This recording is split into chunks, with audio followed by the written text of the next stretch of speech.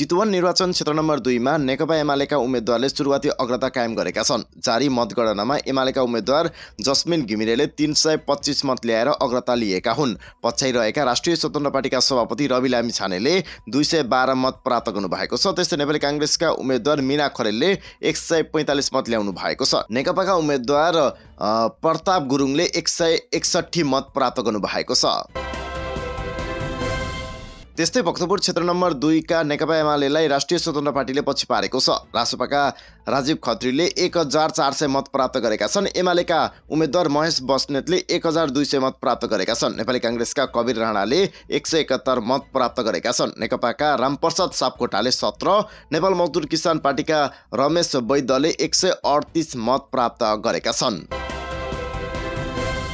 त्यस्तै काठमाडौँ क्षेत्र नम्बर 3 मा उज्यालो नेपालका उम्मेदवार कुलमान घिसिङले अग्रता कायम राखेका छन्। कुलमानले 1846 मत प्राप्त गरेका छन्। राष्ट्रिय स्वतन्त्र पार्टीका उम्मेदवार राजनाथ पाण्डेले पछ्याइरहेका छन्। पाण्डेले 1560 मत ल्याएका छन्। नेपाली कांग्रेसका उम्मेदवार रमेश अर्यालले 583 मत र नेकपा एमालेका रामेश्वर फुयालले 456 मत ल्याएका छन्। नेकपाका उम्मेदवार निरज लामाले 49 मत ल्याएका काठमाडौँ क्षेत्र नम्बर 3 का निर्वाचन अधिकृत चमिला भट्टराईले जानकारी दिनुभएको छ। त्यस्तै काठमाडौँ क्षेत्र नम्बर 5 मा पनि रासोपाकै उम्मेदवारले अग्रता लिएका छन्। रासोपाका उम्मेदवार सस्मित पोखरेलले 1424 मत सहित सुरुवाती अग्रता लिएका छन्। दोस्रोमा नेपाली कांग्रेसका उम्मेदवार प्रदीप पौडेल रहेका छन्। उनले 412 मत प्राप्त गरेका छन्। तेस्रोमा एमाले रहेको छ। एमालेका उम्मेदवार ईश्वर पोखरेलले 285 मत प्राप्त गरेका छन्। बुढा नीलकण्ठ 6 को मतगणना हुँदा आएको यो प्रारम्भिक मत रहेको छ। यो क्षेत्रमा यसअघि कांग्रेसका पौडेलले जितेका थिए। एमालेका पोखरेल भने त्यति बेला दोस्रो भएका थिए।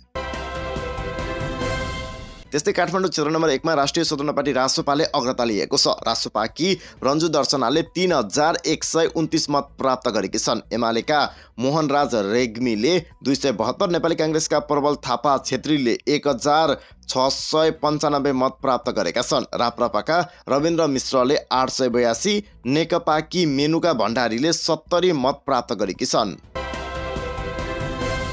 त्यस्तै रूपन्देही क्षेत्र नम्बर 2 को मतगणनामा राष्ट्रिय स्वतन्त्र पार्टी रासपाका उम्मेदवार सुलभ खरेलले फराकिलो अग्रता बनाएका छन्। सार्वजनिक पछिल्लो मत परिणाम अनुसार खरेलले नेकपा एमालेका उम्मेदवार विष्णु प्रसाद पौडेललाई पछि पारेका छन्। प्राप्त विवरण अनुसार रासपाका खरेलले 2781 मत प्राप्त गरेका छन्। उनका निकटतम प्रतिद्वन्दी एमालेका पौडेलले 709 मत प्राप्त गरेका छन्। खरेल र पौडेल बीच मतान्तर 2000 भन्दा बढी देखिएको छ। यस्तै नेपाली कांग्रेसका उम्मेदवार चुन्न प्रसाद शर्मा 305 मत सहित तेस्रो स्थानमा रहेका छन्। त्यस्तै प्रतिनिधि सभा निर्वाचन 2082 को पछिल्लो मत परिणाम अनुसार राष्ट्रिय स्वतन्त्र पार्टी रासोपाले काठमाडौँ उपत्यका बाहिर पनि आफ्नो प्रभाव बलियो बनाएको छ। विशेष गरी कास्की, बाँके र कञ्चनपुरका विभिन्न क्षेत्रमा रासोपाका उम्मेदवारहरूले फराकिलो अग्रता कायम गरेका छन्। कास्की क्षेत्र नम्बर 1 खडक राज पौडेल 398 मतका साथ अगाडि रहेका छन्। यहाँ कांग्रेसका तिलक बहादुर राणाबाट 156 र एमालेका बैन बहादुर छेत्री 146 मत पछि परेका छन्। कास्की 2 उत्तम प्रसाद पौडेल 599 मत सहित अग्रस्थानमा रहेका छन्। उनलाई एमालेका रश्मि आचार्यले 502 मतका साथ पछ्याइरहेकी छन्। कास्की 3 बिना गुरुङ 398 मतका साथ अगाडि रहेकी छन्। त्यस्तै बाँके र सुदूरपश्चिममा पनि घण्टी बजेको छ। बाँके 1 मा सुरेश कुमार चौधरी 974 मतका साथ निकै अगाडि रहेका छन्। यहाँ कांग्रेसका नारायण प्रसाद गौडेलले 463 मत पाएका छन्। कञ्चनपुर 2 मा दीपक बोहरा 632 मत सहित अग्र स्थानमा रहेका छन्। कञ्चनपुर 3 मा ज्ञानेन्द्र सिंह महता 47 मतका साथ सुरुवाती अग्र स्थानमा रहेका छन्।